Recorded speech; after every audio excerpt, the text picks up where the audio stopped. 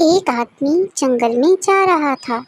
اس نے دیکھا کہ ایک اپاہج لومڑی ہلنے جلنے سے لاچار ایک طرف کو پڑی ہے۔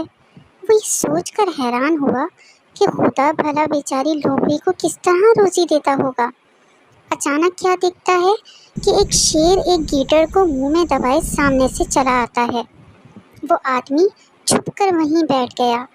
لومڑی کے پاس پہنچ کر شیر نے گیدڑ کا خون پیا، تھوڑا سا گوشت بھی کھایا، پھر باقی شکار وہیں چھوڑ کر چھلانگیں مارتا آنکھوں سے اوجھل ہو گیا۔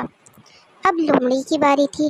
وہ بیچاری لنگڑاتی گھسٹتی شکار کے پاس آئی، پیٹ بھر کے گوشت کھایا اور اپنے بھٹ میں واپس چلی گئی۔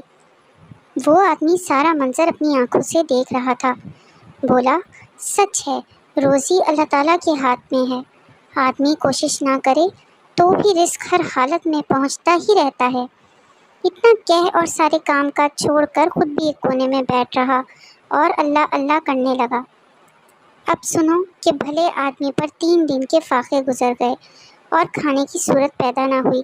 بیچارہ بھوک سے بے حال ہو گیا، ہاتھ پاؤں میں سکت نہ رہی اور سانس رک رک کر آنے لگی۔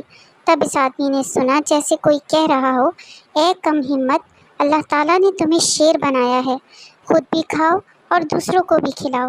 اپاہج لومڑی نہ بنو کہ تم اپاہج پیدا نہیں ہوئے۔ دیکھا پیارے بچوں، ہمیں اپنا کام اپنے ہاتھ سے کرنا چاہیے۔